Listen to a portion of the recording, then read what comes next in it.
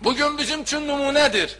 Bizə bəzi hətta öz daxilimizdən deyirlər, biz azıq, biz zəifi, Yahudilər güclüdür, Yahudilər mərmərə şəhidlərini şəhid etdilər, onlara biz söz deməyək, onların dünyada gücü çoxdur, lobbiləri güclüdür, pulları çoxdur, müsəlman ölkələrində nüfuzları vardır, kütləvi informasiya vasitələri əllərindədir, cəhənnəmə əllərindədir.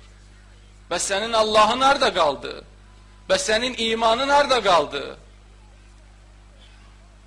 Bir ovuc Yahudu dünyanı od alova çəkmişdir. Hanı İbrahimin baltası?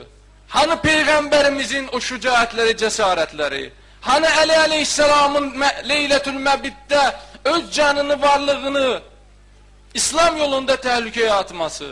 Sən ki, deyirsən, mən Əhl-i Beytin, Peyğəmbərin yolun gedirəm. Nə vaxt olacaq bu işlər?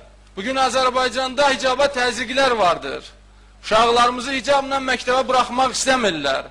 Yahudilər o qədər dünyada fitnə fəsad yaradıblar, hətta bugün gəlib onu Azərbaycanda da həyata keçirmək istəyirlər.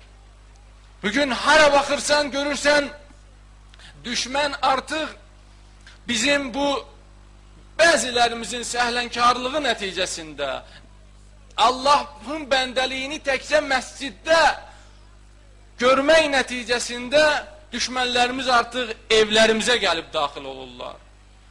Televizorlarımıza daxil olublar.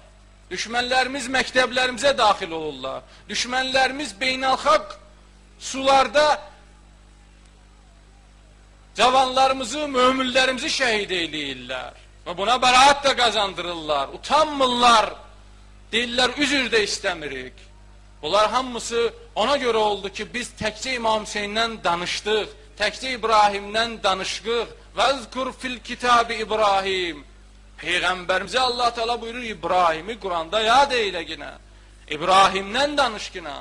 Bugün İbrahimin yoluna ehtiyac vardır. Əgər biz bu yolu qırağa qoymuş olsaq, Kərbəla yolundan yayınsaq, bilək ki, zəlilli, rəzilli bizim sorağımıza gələcək. Allah o rəzillikdən, o zəlillikdən bizi hifz eyləsin. Mən artıq söhbətimə son qoymaq istəyirəm, çünki vaxtımız da azdır. Bir neçə əhəmiyyətli məqama da toxunmaq istəyirəm. İkinci əhəmiyyətli məqam bundan ibarətdir ki, bugün müsəlmanların vəhdətə ehtiyacı vardır. Harada müsəlman qanı tökülürsə, istər Qarabağımızda olsun, istər Mərmərə şəhidlərində olsun, istər İraqda olsun, istər Kəşmirdə olsun, istər Əfqanistanda, bütün məzlum insanların köməyinə müsəlman qalxmalıdır, birliyini, vəhdətini göstərməlidir. Cüzü müsəlmanlar arasında olan fikir ayrılıqları böyük ixtilaflara səbəb olmamalıdır. Quran-ı Kərimdə Allah Teala buyurur: "Va'tasimu bihablillahi cemi'an ve la tefarraqu." Siz Allahın ipindən birgə yapışın. Bəzən adamlar, bəzi insanlar deyir ki, ixtilaf var, necə vəhdət eləyək?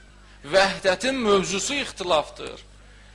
İxtilaf olur, Allah buyurur, vəhdət eləyir. İxtilaf yoxdursa, vəhdətin mövzusu yoxdur, vəhdət vardır da. O zaman bizim vəhdətə, birliyə ehtiyacımız var ki, aramızda ixtilaf vardır.